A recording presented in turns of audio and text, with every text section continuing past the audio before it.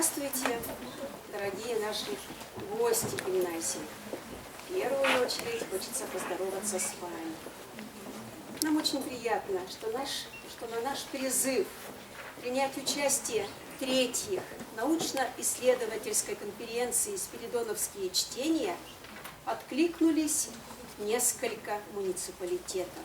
Я желаю всем участникам сегодня показать уровень ваших учебных пока, но уже исследовательских достижений, суметь показать это.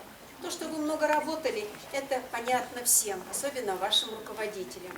Но как суметь еще себя преподнести и показать это, уже зависит только от участников, учащихся. Желаю всем успехов в этом. А сейчас, прежде чем начнется сама конференция, музыкальное приветствие. Ведь мы гимназия искусств. Для вас играет Лукас Сухарев, лауреат множества международных, межрегиональных, всероссийских конкурсов. Не только как исполнитель, но еще и как композитор. Будет играть свою вещь? К сожалению, нет. Нет. Ну, можно и свое какое-то произведение сыграть, если очень понравится зрителям. Или они только в сопровождении? Только в сопровождении. Понятно. Тогда, пожалуйста, слово Лукасу. Всем приятного впечатления.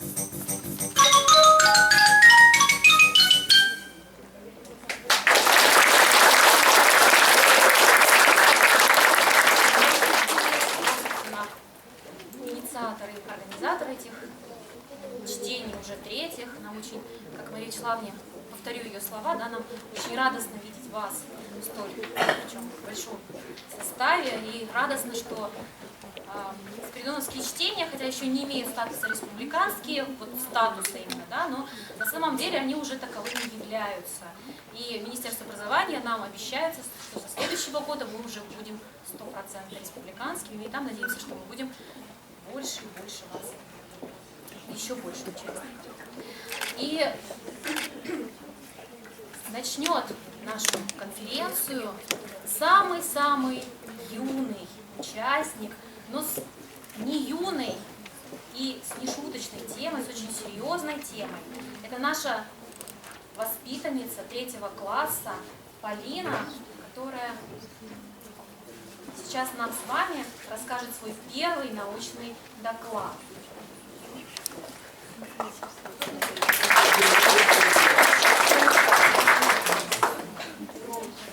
Здравствуйте, уважаемые участники конференции.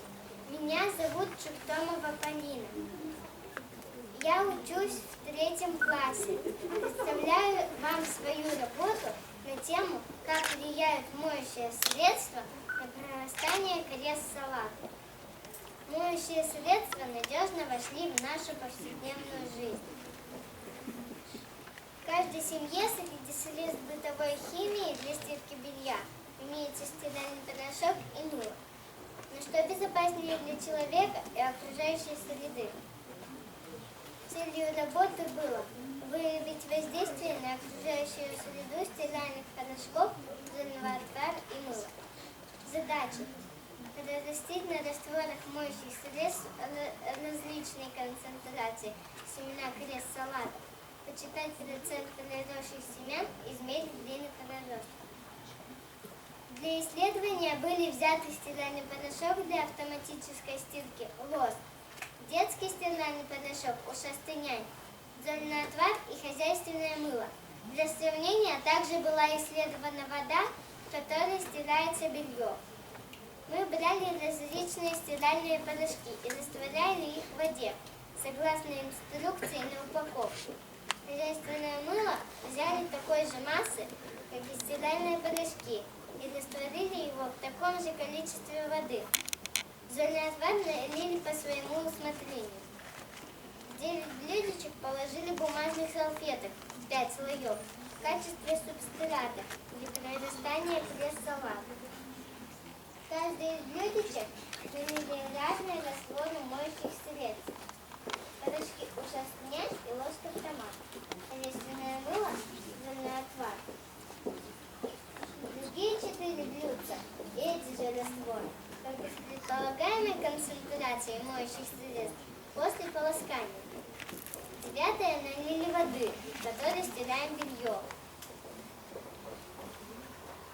В каждую из проб равномерно распределили по 50 семян крест-салата. Поставили их в теплое темное место. В течение 4 дней, в то же самое время, когда посеяли семена, подсчитывали количество подросших семян. В конце эксперимента измерили длины стеблей растений от начала корня до начала первых листочков. По полученным результатам мы видим, что самые вредные порошки – ушастый нянь и лоск, потому что семена не подросли. А самое экологически чистое вещество – зольный отвар при полоскании, хозяйственное мыло при полоскании и вода. На них подросли почти все семена крест-салата.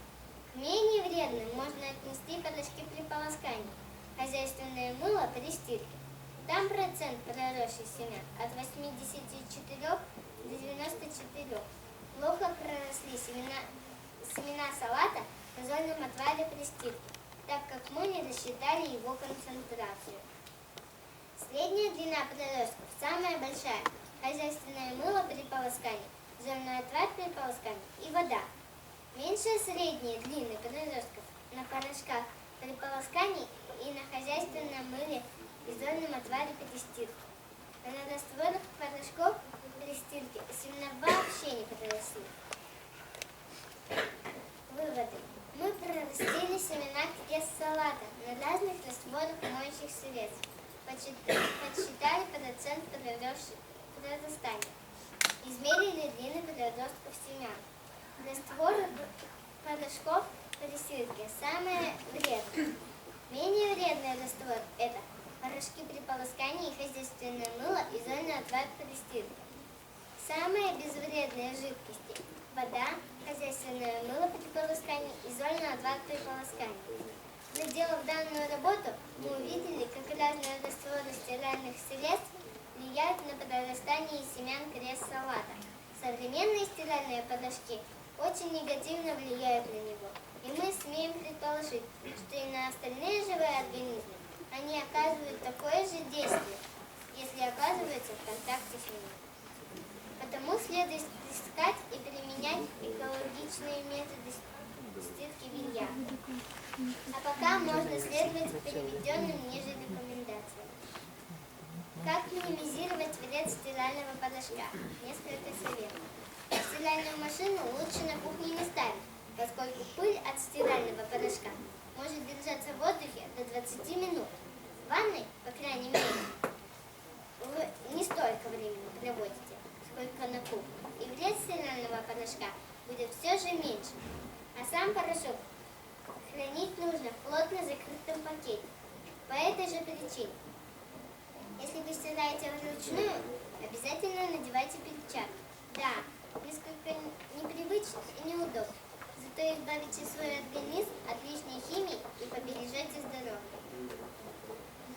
Всегда очень тщательно полощите белье, причем в горячей воде, не менее 50-60 градусов. В холодной воде на неонные пар и фосфаты практически не выполаскиваются. Лучше всего используйте натуральные средства для стирки: мыльные орешки, горчицу, конский каштан и другое. Спасибо за внимание.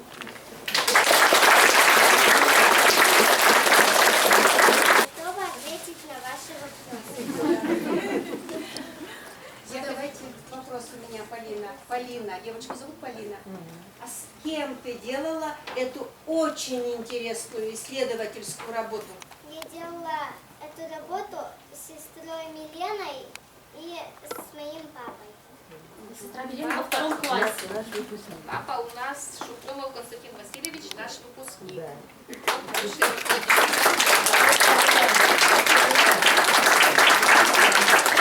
Можно научного руководителя пригласить рядом с докладчиком.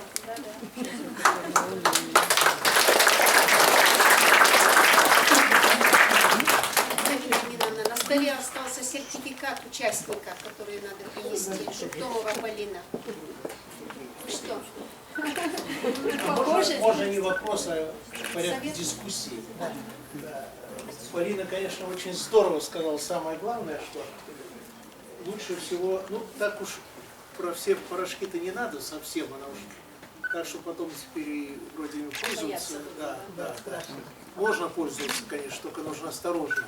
А вот насчет хозяйственного мыла, это у нее просто гениальный вывод, потому что мы все хорошо знаем, что хирург перед операцией руки моет только хозяйственным мылом, потому что это самое правильное, самое нормальное дело, когда нужно добиться хорошей стерильности.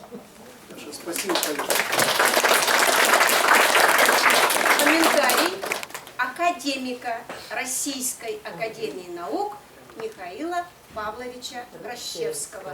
Доклад участницы конференции, воспитанницы 3-го класса Шухтомовой Полины. Михаил Павлович, а можно вас еще попросить тогда подарок вручить? Хорошо, я вручаю подарок, а у нас есть еще сертификат для участницы, которую подпишет Михаил Павлович. Сейчас мы его дождемся и торжественно при вас подпишем, Михаил Павлович.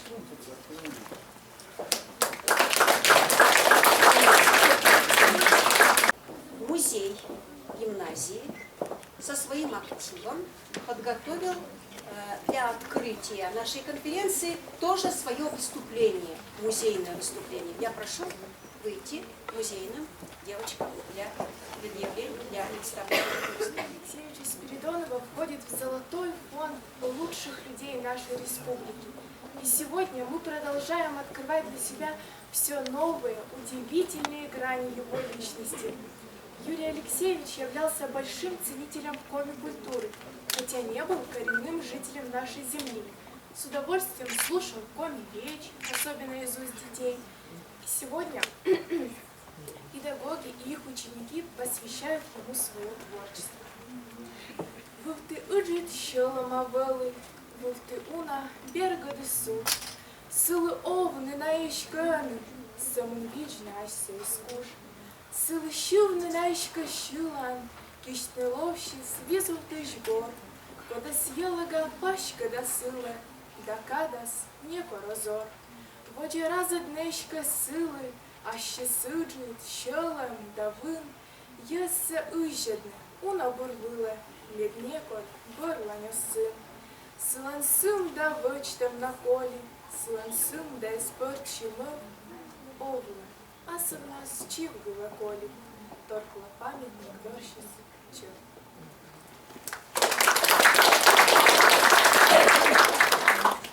Вот уже 4 года наша гимназия носит имя первого главы Республики Коми Юрия Алексеевича Спиридонова.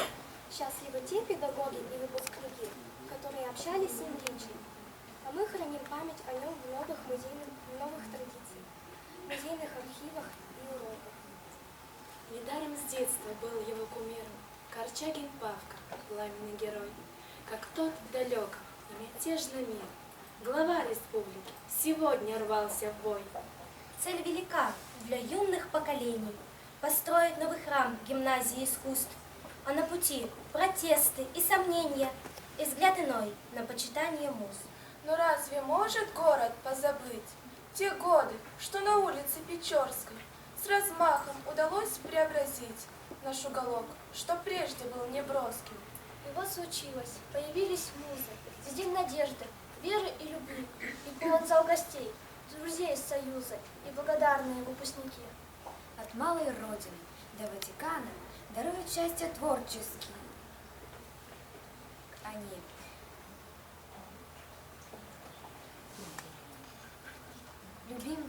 наставников любимых вспоминая и ожидая встреч счастливых. Минуют годы и десятилетия, но путеводной новых марафонов сиять нам будет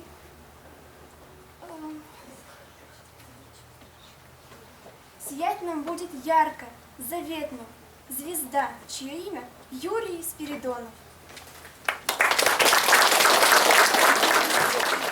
Сейчас мы начнем с вами работу по секциям, но прежде чем мы начнем с вами работу по секциям, я позволю себе предоставить слово сначала нашему консультанту, нашему другу гимназии, Рощевскому Михаилу Павловичу, академику Российской академии наук, а еще и председателю секции истории. Дорогие друзья, та конференция, которая ежегодно у вас проходит, это замечательная вещь, которую вы сделали, делаете. И я просто хотел сказать, что это всегда доставляет настоящее наслаждение слушать доклады, потому что они неформальные, они, по сути дела, как правило, вот как только что мы прослушали доклад по скарификации семян, это была замечательная работа, исследовательская, ученика 3-го класса, надо же придумать. Вот. И поэтому я просто знаю совершенно точно, что вот у вас эти спиридоновские чтения, они проходят искренне, с полным накалом. Галина Ивановна, приветствую вас. Вот все, вот Галина Ивановна Спиридонова, не духа. Так, Галина Ивановна. И я просто хотел бы пожелать вам всяческого успеха в этой конференции. Я просто знаю, что Мария Вячеславовна заготовила вот такую груду всякого рода благодарственных грамот за каждый доклад, но борьба за доклады еще впереди. Поэтому кому это все достанется, я не знаю, и вы не знаете, но мы надеемся, что под вашим мудрым руководством это все будет. Ну и потом мы, конечно, еще будем собираться где-то в заключение нашей конференции, как всегда, но все равно нужно для музейщиков, которые только что выступали, сделать некий сувенирчик, вот такой преподнести. С Юрием Алексеевичем Спиридоновым мы часто вспоминали о том, как в 1933 году, это год моего рождения, поэтому не знаю, вот так мне это важно, да, как в 1933 году, 1900, конечно, не 800, только не будете, в 1933 году Сыктывкар посетил Карпинский. Это выдающийся великий ученый нашей страны, всемирно известный ученый, президент Академии наук СССР, который в те годы, вот в 1933, потом в 1935 году, причем возраст у него был более чем солидный, 87 лет, и затем в 1935 году в Москве прошла великолепная конференция, которая на самом деле предопределила все будущее развитие нашей республики. И вот в этом году мне с моими коллегами удалось издать, наконец-то, потому что Юрий Алексеевич слышал рассказы, но, конечно, не видел, к сожалению, этой вещи, издать книжку по этой, поэтому я вам ее сейчас преподнесу. Значит, и вот, дорогие друзья, значит, ситуация такая, что это... Для меня почетное дело, Галина Ивановна, что вы сидите на том месте, где я уже вам согрел местечко. Дорогие друзья, и вот для юных исследователей это чрезвычайно важно, потому что удалось найти портрет Карпинского, великого Карпинского, который сделал любитель, фотограф в городе Сыктывкаре. Ну, я исхожу из того, что если ты даешь чью-то фотографию, нужно обязательно писать, а кто ее сделал. Нам удалось найти фамилию. Он скончался много-много лет тому назад, этот любитель. Но сейчас восстановлена его фамилия. Везде написано, что это фотография. Более того, известно точное место, где он сфотографировал на улице Карпинского, число, когда с точностью, правда, до одного дня, там вот в один день не могу. И вот это невероятно интересно. И для исследователей это вот важно, что это вы можете делать. Вы можете искать те вещи, которые сохранились у нас. Это было найдено у одной из жительниц Сыктывкара, эти фотографии. И она сохранила память о том, кто фотографировал. Конечно, негативы не сохранились. Конечно, сохранились только плохонькие отпечатки, их пришлось там улучшать и так далее. И я думаю, что ребятам будет любопытно посмотреть, полистать, а можете почитать. Я только еще не успел подписать, но книжка, поскольку сам делал ее, то мне она нравится.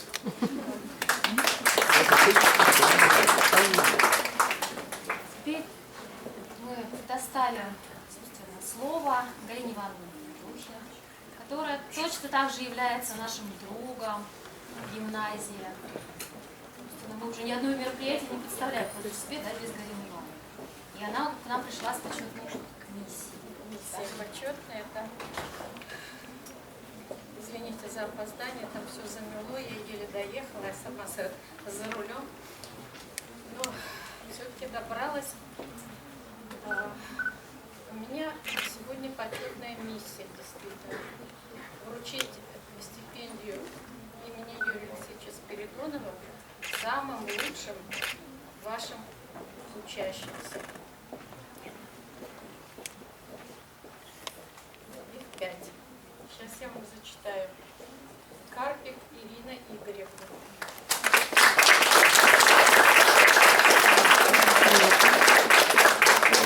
Нет, должны быть все.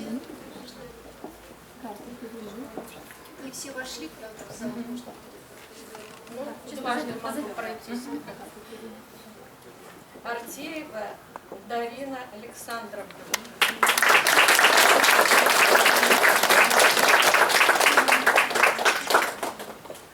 Лебедик Анастасия Валентиновна.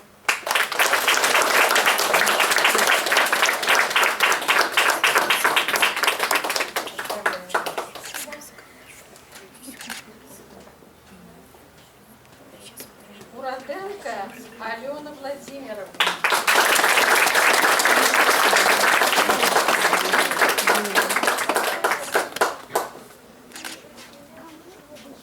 Исаева Евгения Константиновна.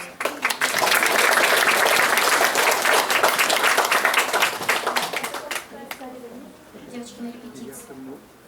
Концерт. Давайте, поэтому они, наверное, на репетицию бежали. Ну, тогда Мария Вячеславовна, да. Мария Вячеславовна, спасибо вам за отличную учебу и успех.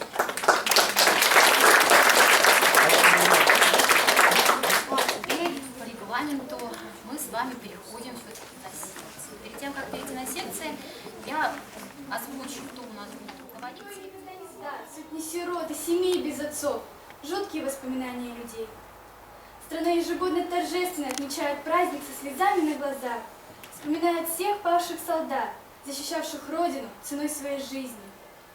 Нашему поколению Великая Отечественная война известна по книгам писателей, участвовавших в боях и сражениях, хорошо знавших и солдатский быт на войне, и подвиги генералов и рядовых. и предательства. Именно благодаря им, обыкновенным людям Шинеля, страна одолела фашизм. О них мы должны знать все, чтобы оценить мирную жизнь моих земляков. Объект исследования биографии ветеранов Куклина Андрея Егоровича, Худяева Алексея Андреевича, Казаринова Ивана Андреевича. Методы исследования: изучение материала, литературы и источников, анализ материала, систематизация и обобщение материала. Источниками по данной теме послужили альбомы школьного музея «Фронтовики поселка Приозерный», данные с военкомата села Карпирос, материалы сайт «Подвиг народа».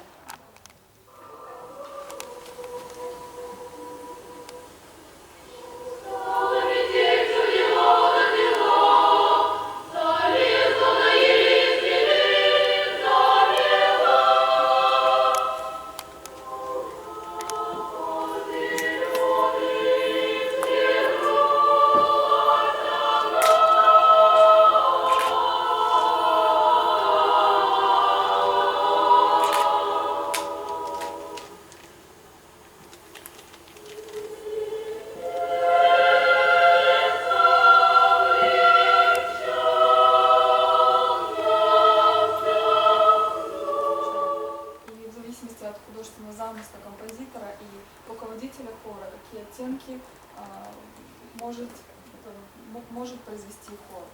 И профессиональный концертмейстер, аккомпанировал хора, всегда должен помнить о голосовой и певческой природе хорового звука. И даже исполняя произведения, где присутствуют оттенки мощного форта, громкого звука, никогда не переходить на форсацию звука. Наоборот, опытный концертмейстер всегда стремится преодолеть ударную, молоточковую природу своего инструмента, подражая хоровому звучанию и голосу.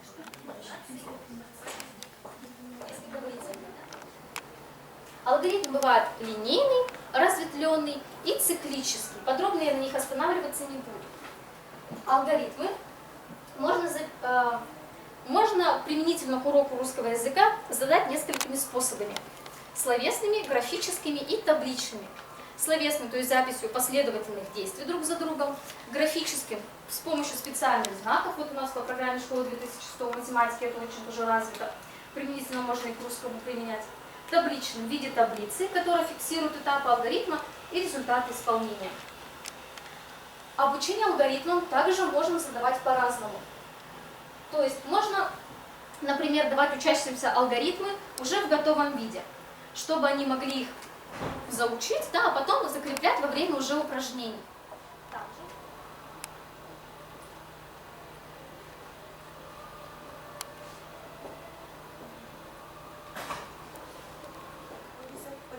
Частично.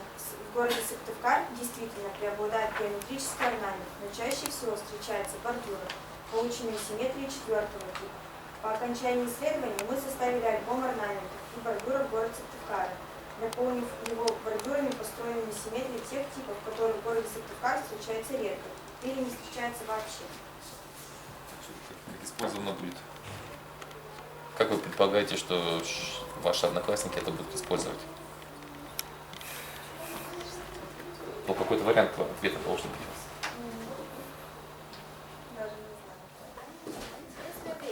Когда много приходится открывать и переосмысливать заново.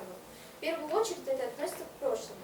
На школьных уроках мы изучаем биографии великих писателей, поэтов, ученых, первооткрывателей, путешественников, знакомимся с историей своей великой страны, занимаемся краеведением. И, как правило, очень мало знаем об истории своей семьи. А ведь не менее важно знать свои корни, посмотреть на себя, как на прямых потомков и наследников великой России. России, в которых среди знатных героев есть и миролюбие, но не закрытые, не меньшие герои. Поставив для себя цель через нашу семейную реликвию изучить историю страшных времен ГУЛАГа, и пусть небольшие, но такую важную роль моей прабабушки и прадедушки, я поняла, что даже в годы великих репрессий люди помогали друг другу, рисковали жизнью, чтобы сохранить свои достоинства, сочувствие и неравнодушие. И яркий тому пример – мой прадедушка Павел Басунов и прабабушка Екатерина Орлова в гипотезе моей работы подтверждена. В каждой семье, в каждом доме есть своя семейная реликвия. Вещь, которая досталась нам в наследство от уже ушедших предков и хранящая память о них. И я могу с уверенностью сказать, наша реликвия – этот маленький кусочек памяти, будет передаваться из поколения в поколение. А я буду продолжать традицию моих родителей, с уважением относиться к истории моей семьи и моей страны. Спасибо за ваше внимание. Рисунок, рельеф который был показан последним, это тот самый исторический. Он у вас на карте, под картой. Извините, я позже зашла. Вот это так как мы раз уже и не видели. исторический материал из ткани, в которую упаковывали посылки. Вот из такой ткани сделано. И этому изделию уже сколько лет? 70 лет. Потрясающе. Это надо показать Вот, всем ребята, да, участникам. пожалуйста, вы можете Надо посмотреть. пропустить. А можно Да? пропустить? Пожалуйста, Да, да. Вчера приехали, да, специально для этого доклада. Это молодцом. И спасибо за добрую память, которая у вас. Это очень важно. Замечаний просто нет, потому что доклад, безусловно, очень интересный. И была одна оговорка, которую вот, просьба как-то не использовать. Потому что все равно вот политзаключенный и уголовник, мы как-то всегда, ну, в наше, по крайней мере, поколение, я не знаю, как сейчас, это были разные категории людей, которые попадали в лагеря. А вы тут сказали насчет уголовников, ну вот, смешали, мне кажется. Но это мелочевка, которая, вот, доклад, конечно, потрясающий. Сохранился, храню.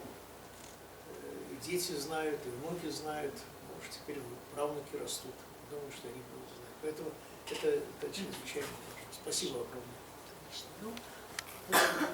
Думаем, что у каждой, да, семьи есть своя реликвия. И очень хорошо, когда дети описывают это, и память не теряется. Так, второй наш выступающий – это Очеретова Кристина, которая также приехала к нам из Печоры. Каждый человек любит то место, где он родился. Наша малая родина – это Кровный край. Это местность с небогатейшей историей, увлекательными традициями и по-настоящему красивыми пейзажами. Создавая свою работу, я не раз убедилась в актуальности выбранной мной темы. Во-первых, история деревни Бузовой может представлять интерес для широкого круга общественности и культурной власти. Во-вторых, еще не существует такого источника о деревне, который будет включать в себя достаточное количество информации, чтобы сформировать представление. Цель работы – привлечение внимания к историческому объекту «Стоянка Бузовая» и вновь сложившейся традиции города Печора и района празднования Черемяне-Гаш, описать уникальность семейного музея Круглова. This is a small amount of text and a simple plot. In Russian fairy tales, beginnings and endings are the same. There are a lot of repetitions. Many Russian and English folk fairy tales have similar stories. In Russian fairy tales, there are a lot of songs, poems. There is much less poems and songs in English fairy tales, so Russian fairy tales is brighter, melodic, and alive. The names of the main heroes of fairy tales of both peoples often have nicknames. The of the main heroes are mostly common. Sometimes the same heroes appear in different ways in different fairy tales. Лауреат литературной премии имени Александра Лужикова. Ольга пишет на родном коми-языке. Ее стихи публиковались в сборнике молодых коми-авторов «Медвежья мысль», «Первая любовь» и в известных республиканских газетах и журналах. В журнале «Юность». Первая книга стихов Шон Даю «Солнечная река» вышла в 2012 году. В 2014 году в журнале «Арт» талантливая коми-поэтесса дебютирует с пьесой «От. Простор». Спектакль по этой пьесе был поставлен в том же году на сцене концертного зала гимназии искусств. Стихотворение Ольги проникнуто чистым, легким настроением. Так отзывается о ее лирике поэтесса Елена Афанасьева.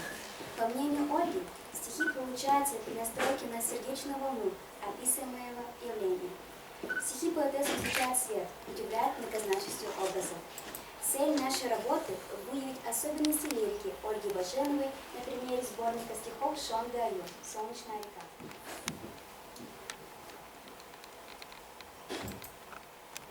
Объектом нашего исследования являются стихотворения поэта, предметом – образ воды в лирике Ольги Баженовой. В начале своего исследования мы выдвинули следующую гипотезу. Мы предполагаем, что образ воды содержит в себе семантически насыщенную нагрузку. В работе мы применили следующие методы исследования: интервьюирование, анализ материала, интерпретация текста и сравнение. Теоретической основой нашей работы стала диссертация на соискание ученой степени кандидата филологических наук Малевой Анастасии Валерьевны, лирическая героиня современной коми-женской поэзии, особенностей семантики и поэтики образа. В своем исследовании автор рассматривает женское творчество как уникальный самостоятельный литературный феномен национальной культуры, анализирует коми-литературную традицию в связи с литературной ситуацией России, рассматривает различные аспекты современной женской поэзии. Такие, они возникают, но они не приводят, так скажем, к таким последствиям, именно вот как на реке Печора. Но река Печора там рядом город? Их даже много. Вот на уроке даже переизбыток, но тем не менее все это работает на ребенка. То есть технологичность инноваций заключается в использовании различных форм работы с детьми и методов, наверное, тоже. Да, потому да, что тут форма-то одна, это занятие было, да, а методы разные вы использовали. Методы разные, конечно.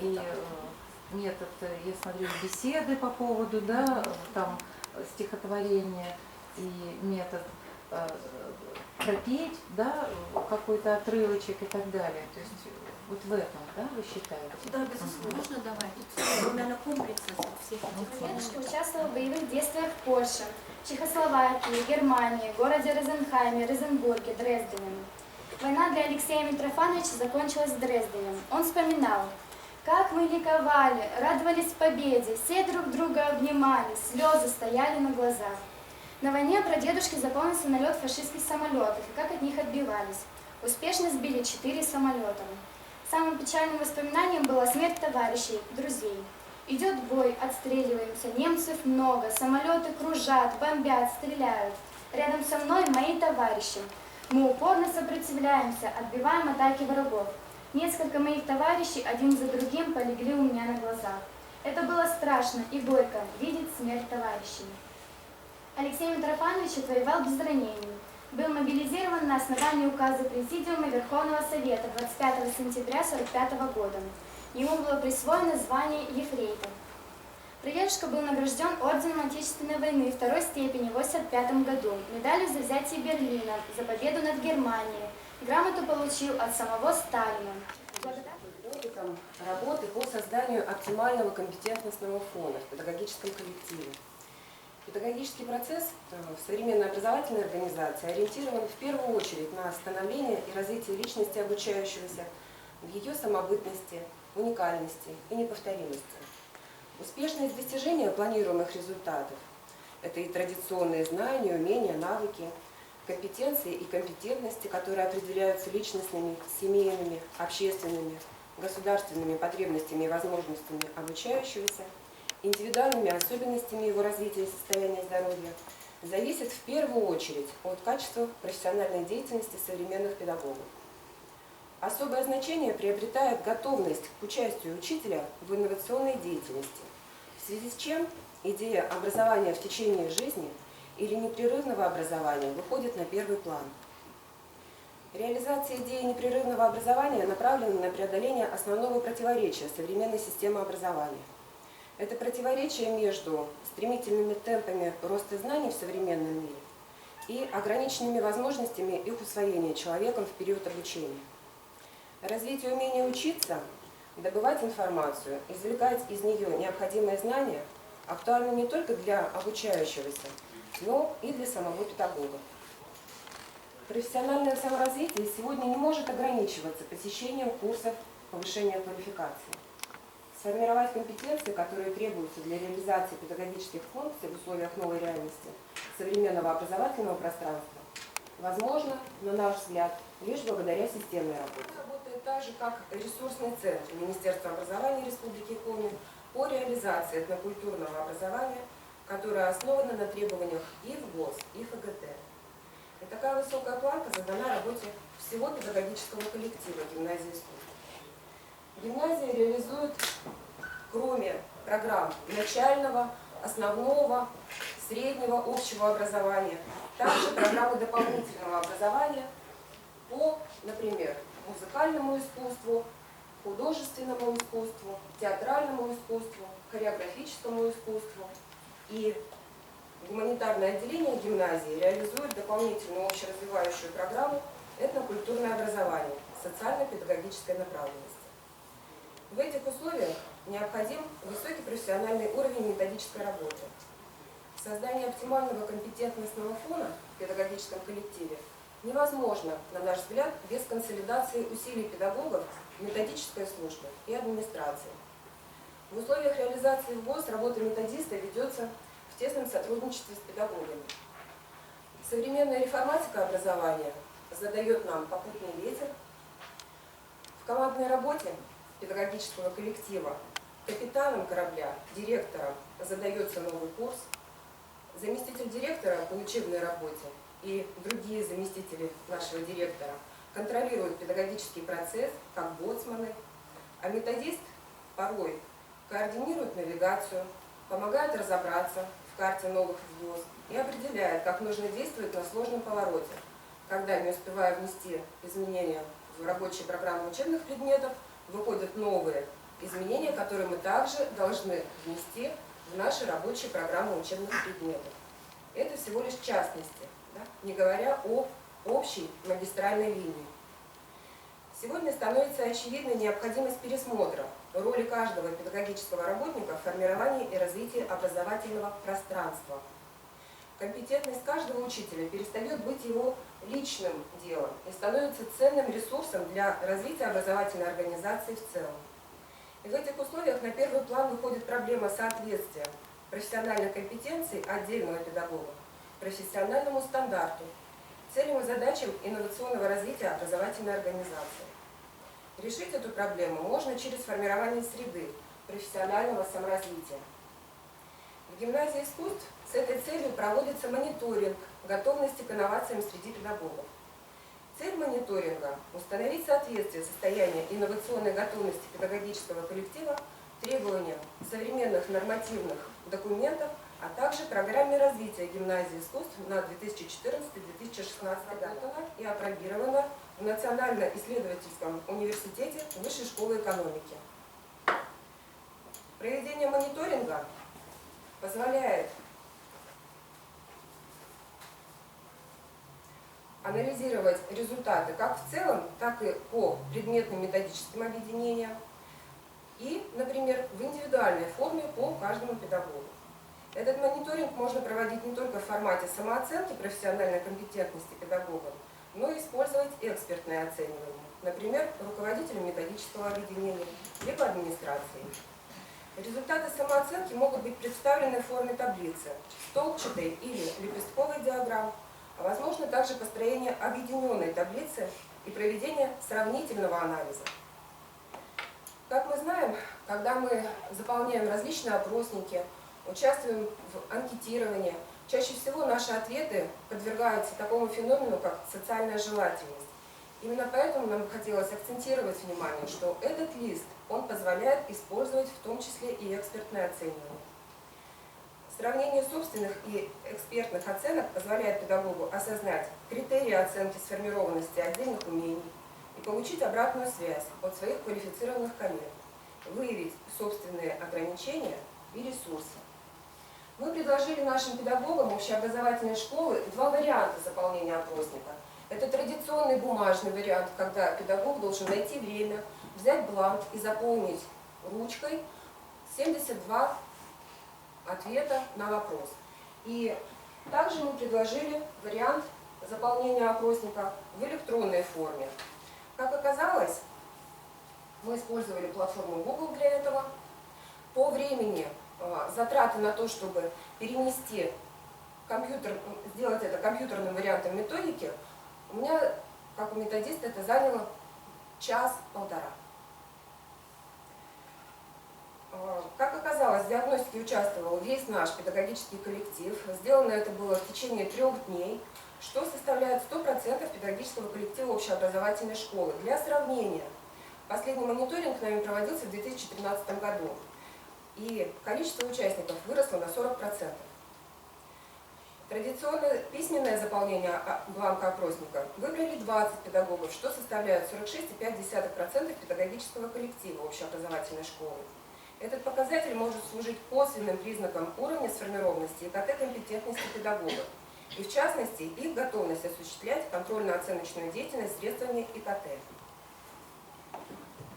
Преимущество электронного заполнения опросника в том, что он доступен для педагогов, каждый имеет доступ к своему арму и может в любое удобное для него время, пускай даже может быть между уроками, пускай может быть у себя дома, придя с работы, заполнить в достаточно быстром темпе все эти 72 вопроса. В 2015 году 29. Из этого можно сделать вывод, что экологическое состояние деревьев в зеленой зоне нехорошее. Стволы, а на многих и листьях, имеют повреждения насекомыми, и их личинками поврежденность деревьев составляет 13%. На данном участке леса было обнаружено 5 муравейников. К сожалению, 2 муравейника разрушены, и муравьев я в них не обнаружила. Причиной разрушения муравейников является человек, так как возле муравейников разводят костры, сваливают мусор, рубят деревья. По норме для профилактики подавления вредных насекомых в хвойном лесу необходимо 4 гнезда на 1 гектар. Значит, в нашей зеленой зоне количество муравейников меньше, чем по норме в 1/33 раза, что считается недостаточным для эффективной борьбы муравьев с вредителями. Отсюда следует, что воздействие человека влияет отрицательно на лес, что ведет к сокращению количества муравейников. Мной были сделаны примеры 3 муравейников. Данные представлены в таблице и диаграммой. Как можно видеть из таблицы, за прошедшие 2 года размеры муравейников увеличились в среднем на 16 сантиметров. Значит, муравейники растут, развиваются, становятся устойчивой системой. Для сбора доказательств влияния рыжих лесных муравьев на растительность использовала визуальный метод определения повреждений деревьев. Около каждого из 3 муравейников исследовала по радиусу по 5 деревьев. Аналогично исследовала деревья на 3 участках, где муравейники отсутствовали. Данные исследования приведены в таблицах, из которых можно сделать вывод, что в районе муравейников преобладают здоровые, без повреждений деревья, чем вдали. Можно считать влияние муравьев на растительный покров благоприятным. Занимался он до полного изнеможения, постоянно придумывая себе новые упражнения. Никколо Паганини все более увлекался инструментом и усердно работал, надеясь найти еще неизвестные сочетания звуков, которые удивили бы слушателей. Первый публичный концерт музыкант дал уже в 13 лет в театре Санта-Агастино города Генуи. Сборы от него предназначались на поездку Паганини в Парму для обучения у знаменитого скрипача и преподавателя Алессандро Ролло. Постепенно у Никколо сформировалась своя собственная, отличная от других скрипачей, исполнительская манера. Известность ему принесли его необычный вид и поведение во время концерта. Он держал себя подчеркнуто загадочно и вначале даже поддерживал распространение о себе самых фантастических слухов. Перед одним из концертов Ливорно он поранил ногу и, прихрамывая, вышел на сцену. В зале раздались мешки, а когда с пюпитра упали свечи, они переросли в дружный хохот. Паганини, сохраняя невозмутимый вид, заиграл. Однако неожиданно на скрипке лопнула струна. Не останавливаясь, он продолжал концерт и сорвал бурные аплодисменты. Для него не было в новинку играть не только на 3, но и на 2, и даже на 1 струне. Непревзойденный успех Паганини лежал не только в глубоком музыкальном даровании этого артиста, но и в необычайной технике, безукоризненной чистоте, с которой он исполнял труднейшие пассажи, и в новых горизонтах скрипичной техники, открытых им. Он широко использовал специфические приемы игры на скрипке, ранее казавшиеся совершенно невозможными и неприемлемыми. Среди них подражание тембрам других инструментов, широкое использование флажолетных звучаний, одновременное использование пицциката и смычковой игры, исполнение на 1 струне, использование различных систем настройки скрипки, заимствованное у скрипача XVIII века Бибера для создания красочных эффектов. Каждый номер и выход на концертах он продумал до мельчайших деталей. Все было отрепетировано, от репертуара до эффектных трюков, вроде лопнувшей струны, расстроенной скрипки и приветственная коллекция скрипок. Страдивари, Гварнери, Амати. Свою замечательную, наиболее любимую и известную скрипку работы Гварнери он завещал родному городу Генуи, не желая, чтобы какой-нибудь другой артист на ней играл. Скрипка, на которой играл великий мастер, после его смерти получила имя «Вдова Паганини». Никколо Паганини породил целое течение в романтическом искусстве первой половины XIX века. Его инструментальные инновации послужили примером для Берлиоза и Листа при форме оркестровой фортепианной музыки. Он оказал существенное влияние на творчество Россини, Мейербера, Шопена, Листа. Но истинным достоянием, воплощением неприкрытого исполнительского гения автора стали его капризы. В понимании многих известнейших музыкантов это величайшие шедевры в коллекции непревзойденного итальянского мастера. Каприсы Паганини совершили переворот в скрипичном языке, скрипичной выразительности. Контрасты тембров, регистров, звучаний, образных сопоставлений, разнообразие эффектов наглядно свидетельствовали о нахождении Паганини своего собственного неповторимого языка. Рука гения коснулась сухих форм, и они преобразились. Возникли причудливые картины, засверкали характерные гротесковые образы. И везде предельная насыщенность и динамичность, ошеломляющая виртуозность, труднейшие, на пределе человеческих возможностей приема игры. Ничего подобного не создавала художественная фантазия до Паганини, не смогла создать и после. Каприсы остаются уникальным явлением музыкального искусства. Уже первый каприз, который послужил прологом к моему выступлению, покоряет импровизационной свободой, красочным использованием возможностей.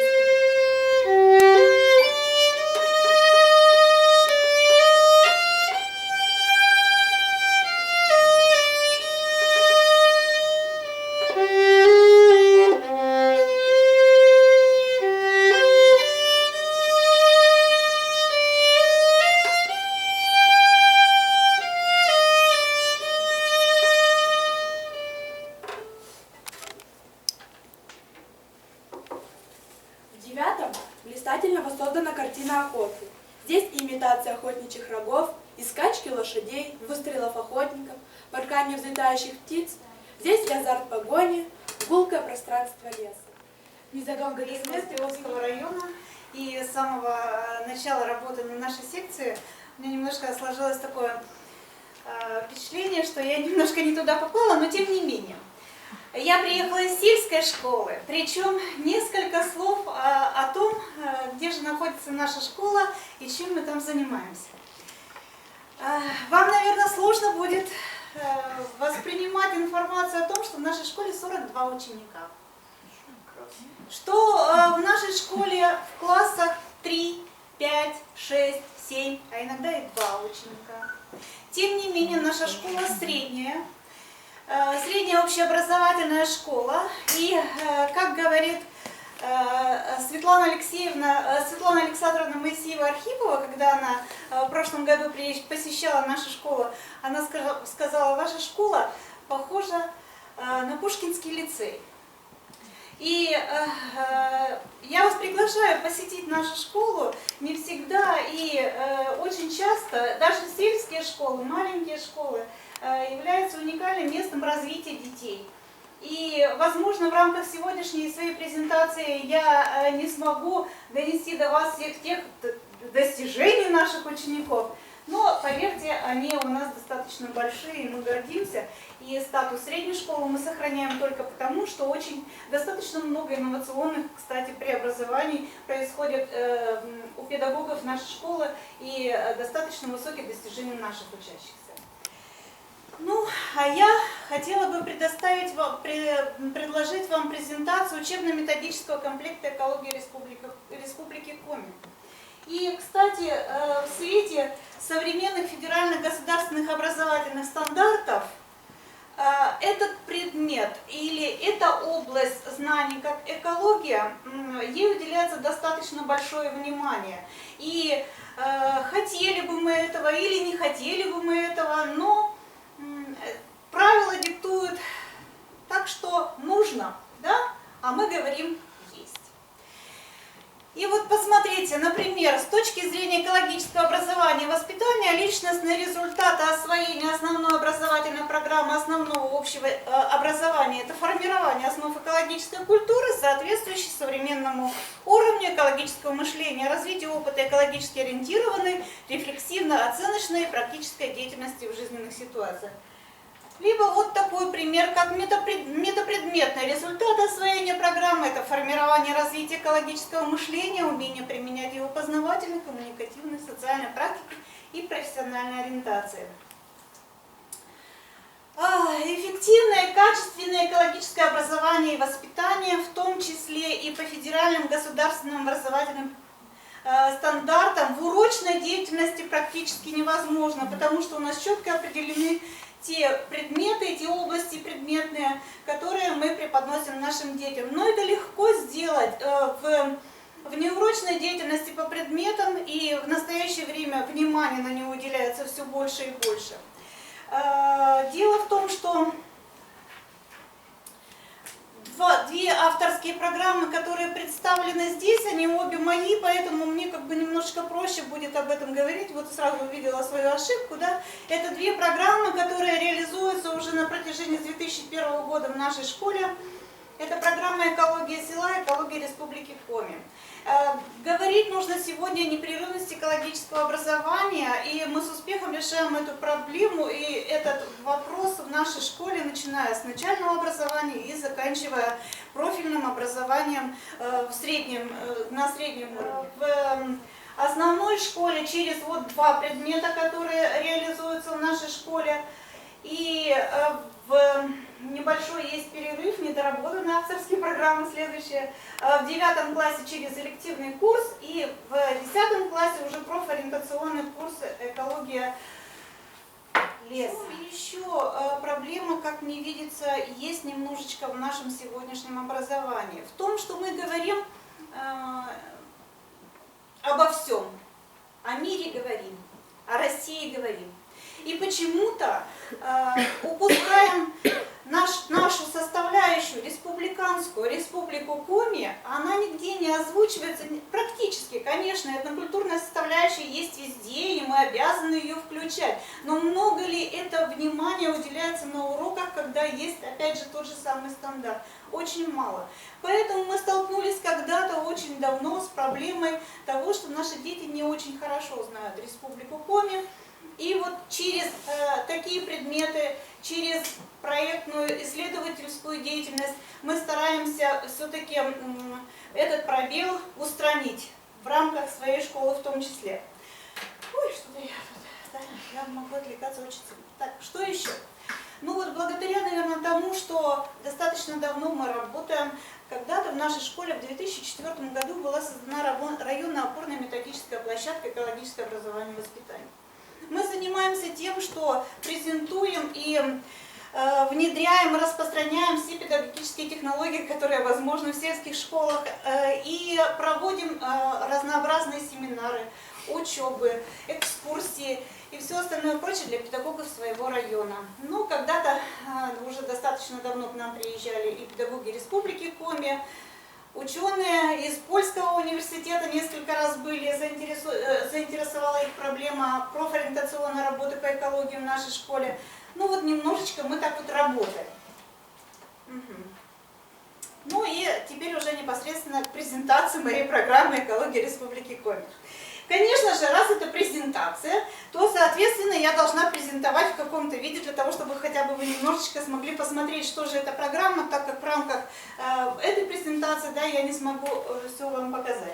Ну, я сегодня привезла для гимназии искусств, возможно, что моя программа пусть останется в вашей гимназии, и возможно, что какой-то материал пригодится вам при проведении мероприятий. Это сама программа, это рабочая тетрадь для учащихся и те презентации, которые разработаны для проведения программы. И видите, что я имею статус авторской программы, так как прошла комиссию по утверждению авторства в нашем Министерстве образования, и есть приказ о том, что мне присвоено авторство программы «Экология Республики Коми» в 2013 году.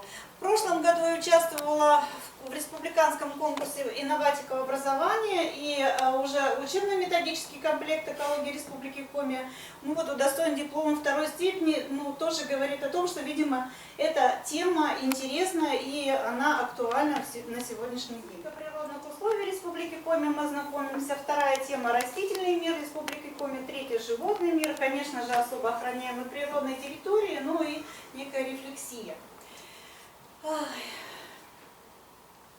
Особенности природы, все здесь видно на слайде, все особенности, которые есть, мы рассматриваем с детишками, самые разнообразные формы и методы работы. Вы знаете, мы нынче с нашими ребятами, уже, правда, более взрослыми ребятами, выпускниками, старшеклассниками, стали делать электронные презентации, выкладывать их электронные экскурсии, выкладывать их на своем сайте. Экскурсии на демонстрационные маршруты, которые разработаны в нашей школе. И вот они очень быстро это делают, где-то находим материал, сначала собираем полевые материалы и пишем сценарий экскурсии. То есть эта работа очень детей увлекает, ребят, и дает возможность им почувствовать себя авторами достаточно хороших вещей. И сегодня мы вот тоже представляем здесь, моя ученица, исследовательские работы у нас хорошо оцениваются, у нас есть призовые места и победители всероссийских конкурсов ребят, так что результаты проекты, которые тут же опять предусматривают самостоятельную деятельность подростков по созданию творческого продукта, то творческая активность, конечно же, повышается. Конечно, чтобы данные возможности стали реальностью, необходима такая организация жизни подростков, при которой они постоянно находились бы в ситуации какого-то жизненного выбора, требующей от развивающей личности максимального напряжения, ну, опять же, которая побуждает к самореализации и к самовоспитанию. Поскольку творческое развитие, как и его общее развитие, опосредовано образованием, а учебная деятельность, мы все знаем, что уже не является ведущей деятельностью, главные достижения индивида как раз связаны по внеурочной деятельности. Можно определить творческую внеурочную деятельность условиями и средством развития творческой активности подростков. В нашей гимназии внеурочная деятельность, конечно же, направлена на разностороннее развитие индивида. И у нас инновационным компонентом является новая буквально программа социализации и воспитания воспитанников, которая включает 7 направлений. Вот одно из направлений уже духовно-нравственное воспитание, да, мы прослушали, как работает. Вот, и в каждую из этих направлений я стараюсь включать метод проектов, лобные научной деятельности района. В нашем исследовании мы попытаемся проследить, какие изменения произошли в традиции почитания Параскева, взяв за основу опубликованные источники, которые описывают традицию рубежа веков, и аудио-видеозаписи праздника Параскева, выполненные в ходе экспедиции гимназии «Исход» в 2011 году. На первый взгляд, структура праздника осталась без изменений. Схематично она может быть описана следующим образом. Утром 9-й пятницы по Пасхе женщины собираются в часовне, проводят службу. После завершения службы, взяв иконы, идут крестным ходом к берегу речки Кербе, где установлен деревянный обетный крест. Иконы омывают, после чего вода считается святой, и ее набирают в заранее приготовленную посуду. Далее проводят моление у креста, около которого расставляют иконы и посуду с набранной святой водой. Некоторые окунаются полностью. В завершении возвращают иконы в часовню. В 2011 году собравшиеся в часовне исполнили молитвы по памяти, среди которых были молитва Параскеве, песнь Параскеве Богородицы, «Отче наш», молитва Святому Духу, молитва Ангелу-Хранителю, верую. При этом вспоминая святых Ивана, Прокопия, Илью, Петру, Павла и прося прощения за незнание молитв. Исполняли молитву в основном пожилые женщины, а остальные ставили свечки за упокой, за здравие и Параскеве. Что больше всех надо, на наш век хватит, это надо согласовать. Да? То есть все это нам очень знакомо и понятно. Но, тем не менее, инновационный риск можно, безусловно, уменьшить. Да? И действительно есть масса исследований на эту тему. Я вот только так основные моменты проговорю. На уровне руководителя что можно делать? Это повышать инновационную культуру учителей, повышать мотивацию сотрудников. Причем вот исследование 2010 года в журнале «Управление персоналом», статья называется «Инфраструктура инноваций», 18 номер, там очень здорово и хорошо описано, почему материальное подкрепление, как стимуляция мотивации, да, не работает, практически даже вредит, да, тому, чтобы инновации, в общем-то, внедрялись. Да? Если надо, у меня есть эта статейка. Далее. Сообщать коллективу цель и задачи нововведения, способы реализации. Когда человек понимает, ему дают полную, понятную, исчерпывающую информацию, то это, безусловно, снижает тревожность. У человека появляется личностный смысл деятельности. Ну, для чего я это буду делать, что я, как профессионал, буду с этого иметь. Да? Правильно организовывать, подготавливать любое нововведение. Вот здесь как раз таки вот техническое, методическое, это там, и так далее, да, составляющая.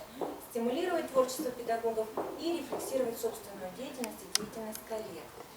Важно помнить, что главный враг инноваций – это привычки, устоявшиеся модели поведения и мышления. Чтобы быть инноватором, необходимо осознавать, переживать и избавляться от психологических барьеров, комплексов, мешающих реализации инновационной деятельности. Вот существует накоплено очень много теоретического, практического материала по поводу, как же, в общем-то, вот этот вот запустить механизм готовности педагогов к инновациям. И я назову лишь несколько фамилий: Узнадзе, Дьяченко, Кандукович, Ключинина, Сластёнин, да, это люди, которые занимаются очень серьезно этой проблемой, и они, в их исследованиях можно увидеть такой определенный механизм закономерностей личностных сдвигов в освоении инноваций. Это 5 ступеней. Первая ступень – не принимаю, вторая – не определился, третья – принимаю, четвертая – понимаю и хочу, пятая – хочу, знаю, хочу, могу и умею. Дисциплин дать представление различных типов и видов исторических источников, а также их роли в познании прошлого. То есть мы знакомимся с этими дисциплинами, учимся работать, анализировать вот, источники разные, и когда уже познакомились с историческими источниками, то есть мы даже переходим к современным, то есть работаем с ними. Ну и какие задачи? Здесь несколько задач я привел. Это прежде всего пробуждение интереса к истории, к отечественной, да, опять же развитие критического, аналитического мышления, вот, формирование навыков работы. Ну и, конечно, человек, который знаком хорошо с историей Отечества, да, он всегда будет настроен к нему дружелюбно, будет являться патриотом, да, ну, вот, гражданской солидарности здесь тоже будет присутствовать. Ну, какие технологии мы применяем? Да, технологию проблемного обучения, развитие критического мышления, игровое обучение, ну не так часто, вот часто смысловое чтение технологий применяется. И вот понравилось мне работать с синема-технологиями, ну, технологии проектного обучения еще присутствуют. Вот с какими источниками мы работаем, здесь тоже пример привел. Вот, письменные, то есть мы анализируем не только вот документы, да, но и с эпосом работаем, с литературными другими источниками, летописи анализируем, с законом, с периодической печатью работаем, с мемуарами. Вот. Классификация источников, точнее классификации самые разные, здесь просто я обобщил, получается. Вот. Также работаем с плакатами, карикатурами, художественными фильмами и документальными. Ну, в качестве примера, что можно сказать, да? Вот я уже упоминал об этих документальных фильмах, то есть мы с детьми учимся анализировать эти фильмы. Мы брали несколько роликов, или вот не только фильмы, ток-шоу разные выходят исторические, и в них, получается, очень часто присутствуют различные точки зрения. Брали крайне противоположные, сравнивали, получается, у ребят возникало такое ощущение тоже диссонанса когнитивного, да, как говорят часто, вот. И они уже понимали, что действительно нельзя воспринимать вот эту информацию, которая идет на веру, получается, и пытались анализировать, а потом вот мы с ними приходили к общему мнению, да, то, что действительно нужно с информацией уметь работать, анализировать ее и вот сопоставляя источники, сравнивая, обращаясь к фактам, действительно делать уже какие-то... Конечно, ничего мы не раскладываем так по полочкам, да, а все-таки хочется, чтобы ребенок был очень-очень развит. Скажите, пожалуйста, вот в своей работе с детьми вы только конь, фольклор или русский тоже, да? И вот какие виды? Да, конечно, русский и, конечно, это у нас, как мы живем в нашей республике, мы обязательно на фольклоре. Обязательно. Не то, что там национальный компонент, да, ничего подобного. У нас ребята почти все коми в обязательном порядке. И мы в следующий раз, мне кажется, мы на каком языке сделаем вместе. Потому что, вот я почему взяла вот северный костюм, потому что у нас коми-костюмы, вы заметили, у нас уже более, как сказать, уже изученные. У нас целая фирма Ливана есть, да, они ведь настоящие, подлинные костюмы делают. И каждая область у нас имеет свой костюм, правда? Тут же Усыльма, я про Усыльму, да, каждый район имеет, да. И там Свернов, и каждый он, вот как говорили, он не вроде как одинаковый по структуре, да, но он все равно разный. Потому что все равно каждая рукодельница прикладывает вот свою точку. Одно время, помните, было, вот пошли эскизы одного костюма, например, удары, да, и все начали шить, правда? Было такое. Потом народные коллективы взяли и стали шить костюмы из просто там из парчи или из такого какого-нибудь материала. Пусть будет он один, да, но он должен быть настоящий. Да, почему? Ну, такое правило, видимо. Значит, сначала мы сейчас вот дадим сертификат Голубевой Насте. Да, и там, значит, у нас в сертификате у всех будет написано, значит, сертификат участника такой-то конференции, секция такая-то.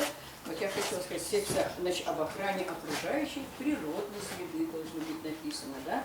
Это вот такое, надо на будущее это будет учесть. Пожалуйста. Затем у нас идет Сметаниной Милане. Будут аплодисменты, мы сейчас про вас тоже будем говорить. Теперь Нечаева Полина. Пожалуйста. Затем, значит, Ротнина Екатерина. Они на другой секции. Они на другой, вы, значит, и передадите, да? Сейчас мы сразу все, да.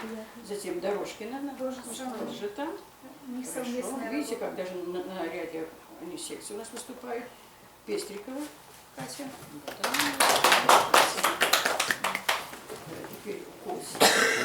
У нас пошли Настя сегодня. Просто... И теперь, значит, я просто хочу сказать несколько слов. Вот я просто взяла те популярные работы, которые написали для учителей. У нас, конечно, все это разошлось.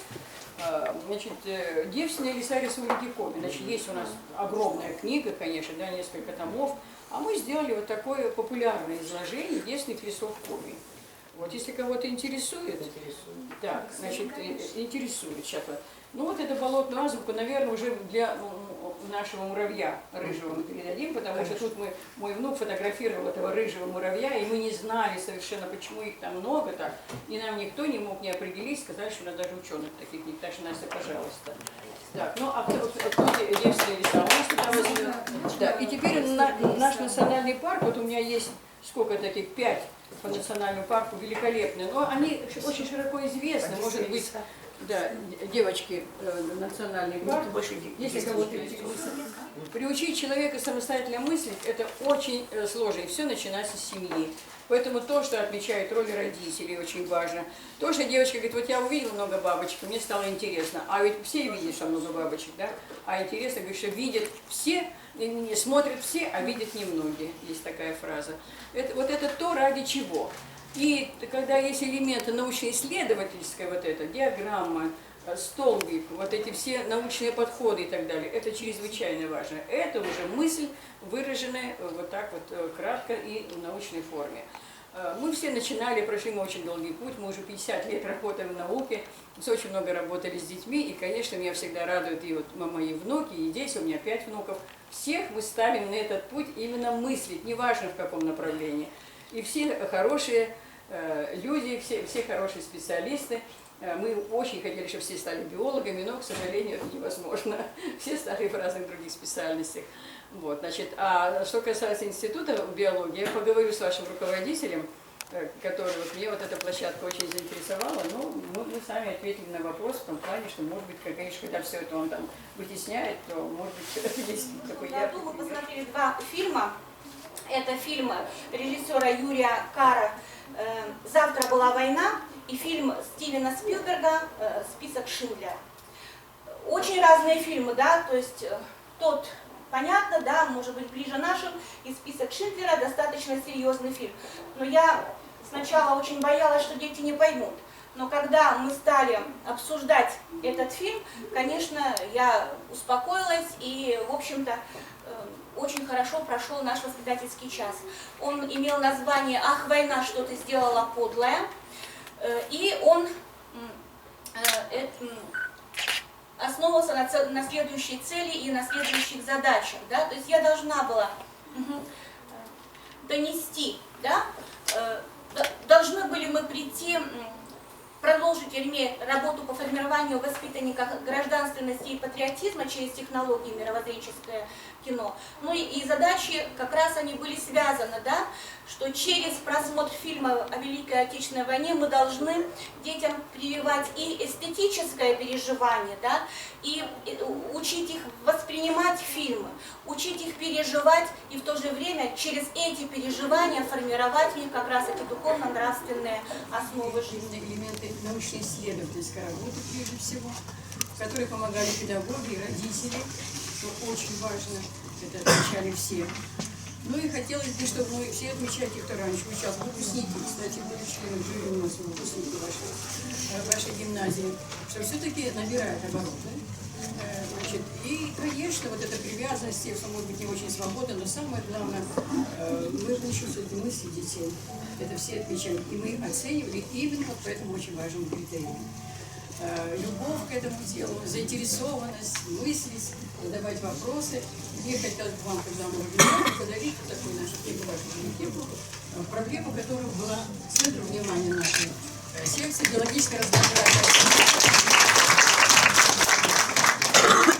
Но поскольку учитывая вашу установку первое, третье призовые места, несмотря на молодость нашей секции, но у нас было 3 научных дуэта. Выступали. Первый научный дуэт мы, значит, отдали одно первенство. А с третьего? Ну, давайте так. Хорошо. Значит, третье место тоже наш научный дуэт. Дорожкина Анастасия и Вапнина Екатерина, 9 класс.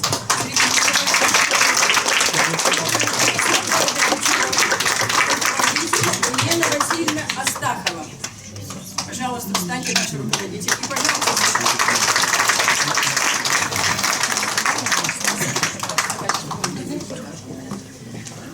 вот руководитель, который тоже очень много выступал.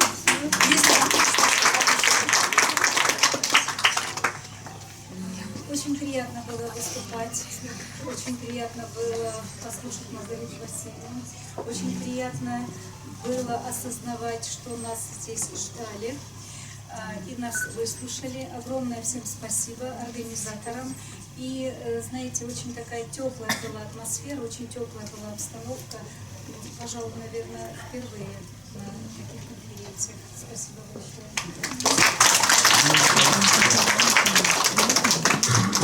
Второй наш научный дуэт Кость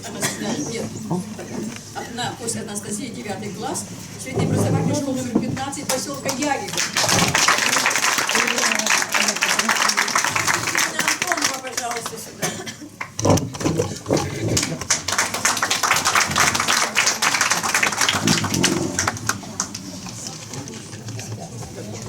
Я очень рада за то, что наша девочка достойно выступила. Спасибо ей, молодец. Говорю ее тему. Рыжий лесной муравей – маленький друг леса. Причем экосистемы леса. Понимаете, казалось бы, вот даже улыбку вызывает такой доклад. А потрясающий доклад. И самое главное, она начала с доклада всего. Поселок Ярик, где свой творческий путь начинал Юрий Алексеевич Спиридонов.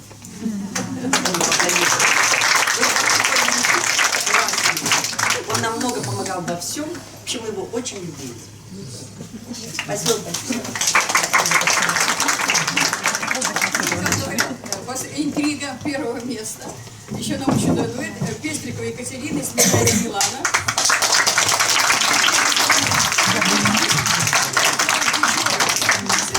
Сравнительная характеристика видового состава энтомофауны Национального парка Юга-2 и Припышинские бары.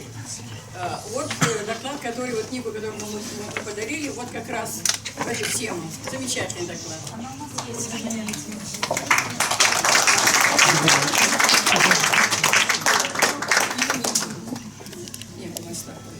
Спасибо, девочки, большое. Спасибо. Вот у нас все. Спасибо.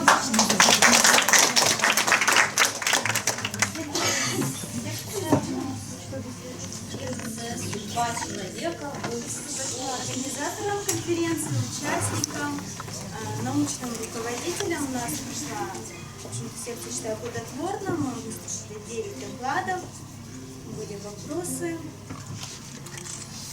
В целом, скажем так, мне кажется, интересная у нас секция была «Судьба человека в истории», и доклады условно можно разделить было на 2 группы.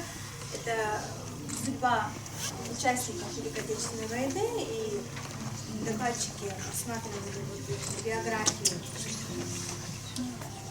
либо своих односельчан, прабабушек, прадедушек.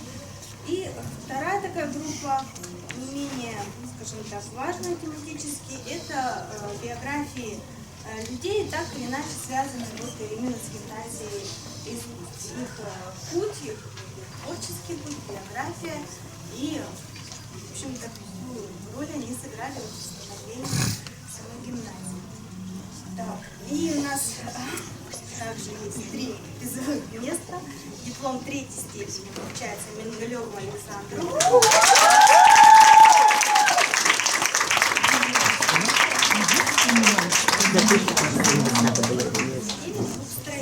Почему? К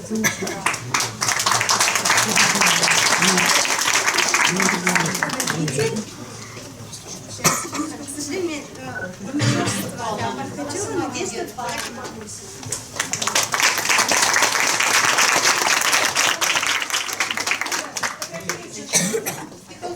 Вы же знаете мои отношения.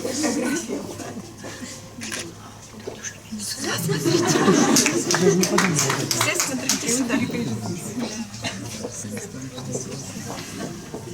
Второй степени включается Даниловой Полине, Шаминой Анастасии и Парсуровой Татьяне. Их у нас нет. Вот Николаевна. Название доклада. И снова в позолоте тополя судьбы педагогов ветеранов гимназии. Очень интересный доклад. И диплом первой степени вручается Савиной Полине за доклад «Судьба моей прабабушки Гуляевой Варвары Петровны», руководитель Мишарина Вероника Александровна.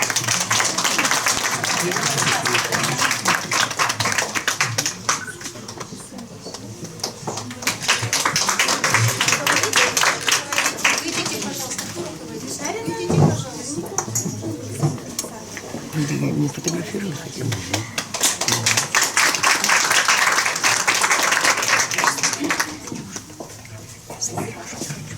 Викторовна, следующая наша секция называется «Моя малая родина». Мы продолжаем с телевидением. Алексей Николаевич, Наша секция была представлена 8 докладов, мы выслушали только 7. Можно сказать, что если бы организаторы позволили дать несколько вторых, несколько третьих, несколько первых мест, мы бы реализовали это право. Но, к сожалению, только 3 места, поэтому посоветовались немножко, обсудили, насколько важны результаты представлены в докладах, и мы распределили места следующим образом. 3-е место мы решили присудить Анне Зарницыной.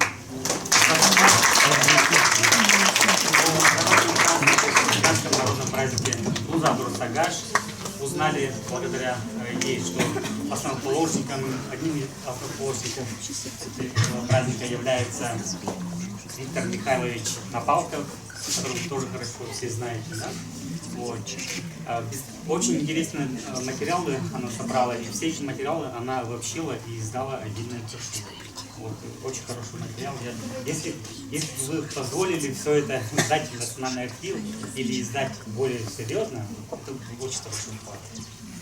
А руководитель Баскова Елена Анатольевна. К сожалению, у нас очень указано здесь. Второе место Вероники Рожкиной.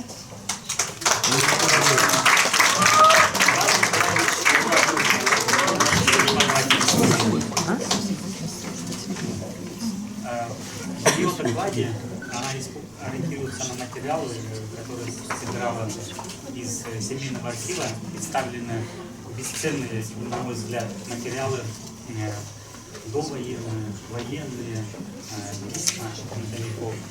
Она не только их собрала, вообще рассказала об этом, но она издала брошюры, издала их отдельно, эти письма. На каком языке письма фронтовиков? С переводом на русский язык. Я думаю, что это очень интересно. И они, оказывается, уже сдали эти материалы в архив, да? Музей, да, говорили? Вот, национальный музей. Вот. Я думаю, что это очень хорошо. Спасибо вам большое.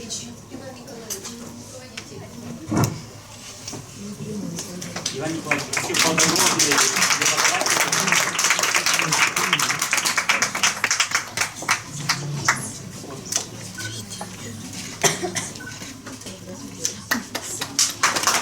по поводу первого места у нас довольно быстро сложилось единое мнение. Первое место. Вот. потому что ее имя звучало и во время конференции, и вы сказали, насколько интересный материал. Мы когда вот думаем, да, кому первое место дали, почему дали? Потому что тема такая очень интересная. Мало кто обращает на это внимание. Связано с бытом, но там настолько много таких запретов, предписаний, что можно, что нельзя. Тема связана с полосканием белья, по римской традиции. И Анне Косолаповой.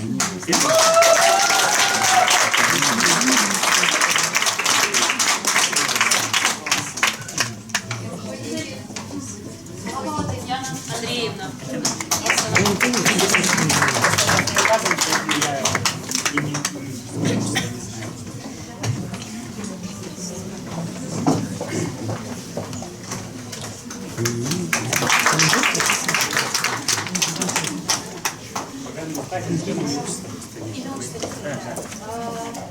Следующая секция у нас секция истории. Михаил Павлович, Надежда Павловна, Михаил Павлович. Тоже достаточно много докладов, 8 мы выслушали. И когда мы, какие темы, да, какие темы? Это и от традиции и современности в творчестве людей искусства, и это были роли женщины на войне, ну и закончили мы темой вообще о смертной казни в Российской Федерации. То есть вот очень разноплановые были темы. Ну, сейчас мы назовем наших победителей. Что касается, да, первой победительницы, да, нет, я еще пока не назову, да, я просто скажу, что первая, кого мы обозначили сразу, даже, как бы, да, общее мнение наше было, у нас на нашей секции была Мария Вячеславовна, мы втроем были в жюри, поэтому это было единодушное мнение и самое яркое выступление. Что касается остальных выступлений, вот они были близко друг к другу на уровне, и определить было очень сложно. Поэтому третье место мы присудили самой молодой участнице нашей конференции. Это у нас была Куратова Олеся, ученица 7 класса.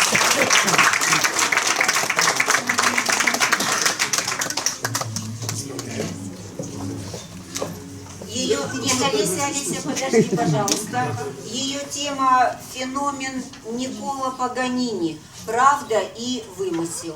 И мы были в очень хорошей обстановке, да, потому что сегодня мы на своей секции слушали и музыку, живую скрипку, благодаря Олесе. Дорогие друзья, у нас... Да, подожди, потому что нас Паганини берет, он же ведь все о нем рассказывают, что он всегда делал что-то такое вот нетрадиционное. Вот ее вызвали, она уходит. Значит, дорогие друзья, это, конечно, было очень здорово, потому что скрипка в исполнении Паганини, ученица 7-го, я не ошибаюсь, да, класса, ну, в общем, не часто приходится вживую слышать. Вдобавок, она прекрасно владеет техникой, и поэтому она, значит, подобрала интересные вещи из жизни Паганини. Ну, естественно, это интернетовские материалы какие-то, еще, значит, из публикаций. Получила замечания. У нас все получали замечания, даже те, которые очень получали, потому что Мария Вячеславовна говорила по поводу выступлений без бумажки, а у нас пока, вот, на сегодняшний день замечания были другого рода. Нет ссылочек, откуда взяты материалы. Ну, вот, это вот у нас было главное, так сказать. Поэтому, но она заменила Паганини, поэтому была живая скрипка. Давайте поздравления в адрес. Руководители у нас Ольга Александровна и Светлана Александровна. Где руководитель? Олеся сбежала, не хочет с руководителями фотографироваться, да, Олеся? Нет, надо. Это для истории.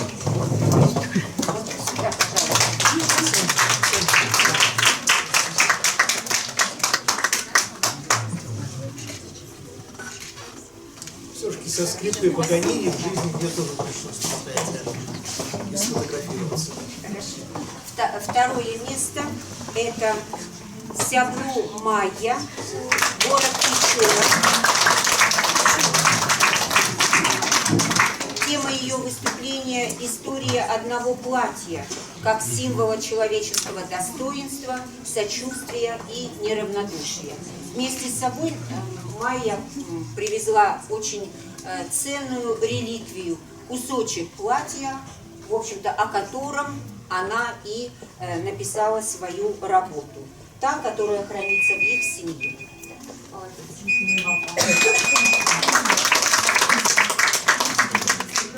Дорогие друзья, это на самом деле это немножко в духе вот тех предыдущих секций, да, история одной семьи, видимо, но здесь с натуральным образцом, с тем раритетом, который хранится в семье.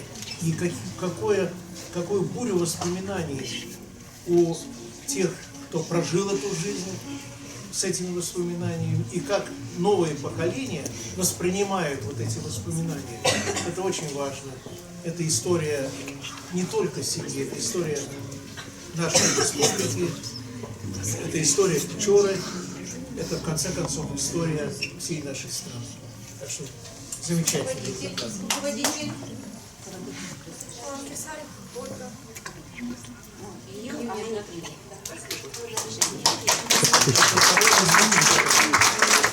Так, ну и, наконец, диплом первой степени. Это ученица Выльгородской средней школы Козлинчик Екатерина.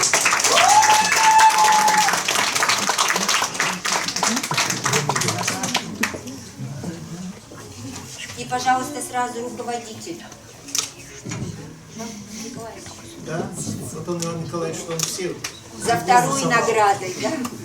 Все дипломы. Дорогие друзья, ну тут можно я? Да, конечно. Тут, конечно, мы были очарованы этим докладом, очарованы руководителем, потому что претензии были одного рода. Почему вы то, что собрали, почему вы не опубликовали до сих пор? Вот претензия такого уровня. То есть это история Первой мировой войны в жизни жителей Выльгорода. То есть это, вообще говоря, потрясающая вещь. Найдены оригиналы фотографий столетней давности в семьях. Вот, получены материалы архивные. Есть опыт работы конкретно в архивах. И вообще говоря, глубочайшее, конечно, убеждение, что Екатерина, сейчас она в 10 классе, значит, конечно, она до окончания 11 класса, ей надо издать просто первую книжку. По крайней мере, подготовить. Так что поздравляю вас.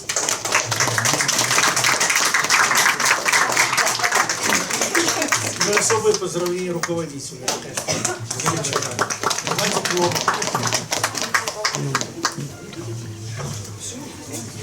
Спасибо большое. Да. Следующая секция, секция языкознания. Альбина Николаевна. Замечательных докладов, 3 из которых прозвучали на английском языке. Хотелось пожелать вам больших успехов, вам и вашим руководителям. И спасибо вам за труд, который вы сделали, внесли в свои исследовательские работы. Итак, 3 место мы вручаем Тарабукиной Василисе.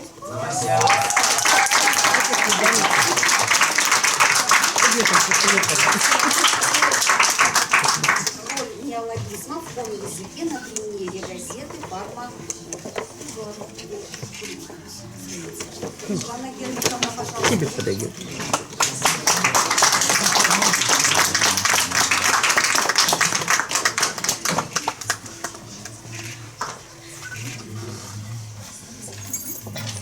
второе место Братова Дарья, Гладкова Екатерина, учащаяся 8 класса из женской гимназии города Сыктывкара за тему «Русские пришельцы».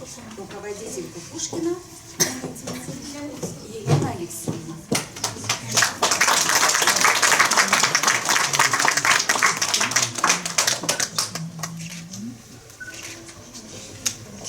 И первое место Чигарева Полина, 8 класс, город Печора.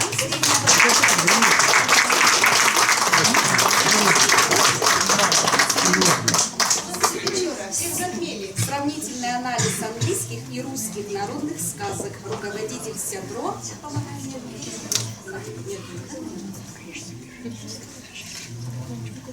Спасибо большое за Следующая секция у нас секция литературы. И приглашаем Олега Ивановича.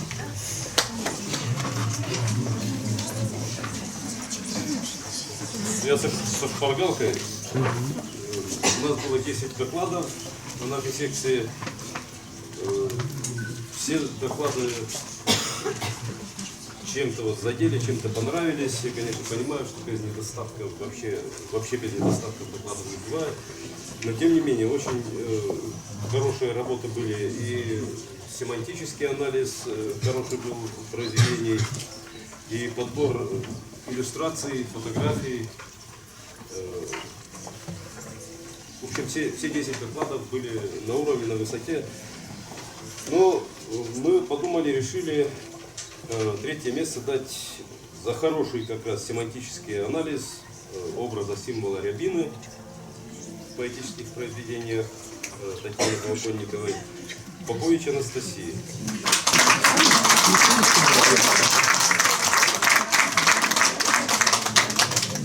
Единственное, конечно, меня немножко задело, что нет там в вашем докладе Кушманова и других писателей. Вот. И один посыл, конечно, на будущее, допустим, вот если взяли там 11 братьев, этих надо было как-то или раскрутить, или надо, чтобы попрочнее было. Но у меня классный руководитель, преподаватель физики всегда говорил, мне не важно, сходится ваш ответ с ответом в учебнике или нет, я вижу формулы правильно использованы, вижу, что логика правильная, поэтому я ставлю вам хороший ответ.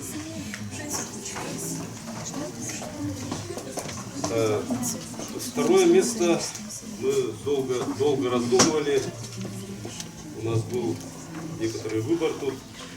Но потом подумали и решили, что второе место у нас должна, просто обязана получить Мальцева Мария. Она не совсем по литературоведению, доклад, скорее даже совсем не по литературоведению. Это хорошая, на очень высоком уровне искусствоведческая работа была.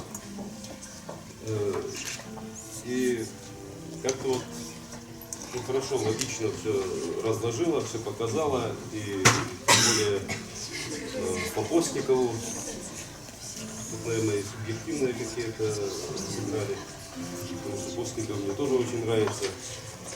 Вот второе место, замечательная работа, замечательный доклад.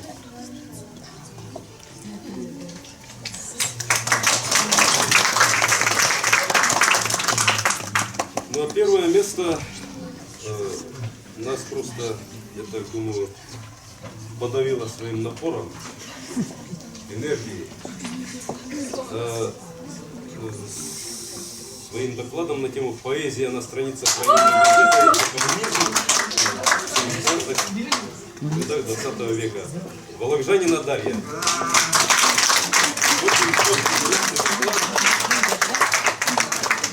Замечательный доклад. Вот. И самое главное, то, как этот доклад был подан еще. Очень важно. Руководитель Фролова Вологжанина Лариса Николаевна. Спасибо большое. Спасибо всем участникам, всем руководителям. Чтобы наградить последнюю нашу секцию, последнюю, хотя она у нас самой первой закончила работу, у нас, к сожалению, председатель секции был вынужден покинуть нас, потому что у него в университете дела серьезные. Секция Третья математика. Мария Вячеславовна, можно я попрошу, да, Пожалуйста, я могу подвести итоги, не могу. Итоги подвели таким образом. Андрей Васильевич перед тем, как уехать, сказал, что ему очень понравилась работа секции, очень интересные доклады, очень разноплановые, разноуровневые. Ну вот очень сложно было делить места, целых 3 доклада было, и всего лишь 3 места, поэтому было очень сложно. Да. Но вот тем не менее с этой сложной задачей коллегиально они поделили. Да. Абрамова Светлана, диплом 3-й степени.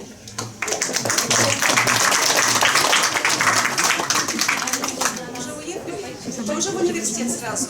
Да.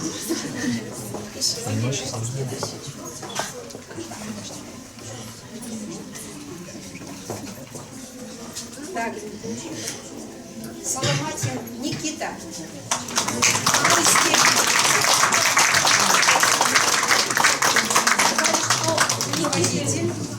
Руководитель Оксана Георгиевна Лохотниченко. Нет? Сказали, что у Никиты очень большой материал собран, но, к сожалению, вот его еще нужно немножечко окультурить, поэтому пока только 2-е место. Не успели. Я тоже некое отношение к математике имею, поскольку физико-математический факультет заканчиваю. Чигарева Полина, диплом 1-й степени.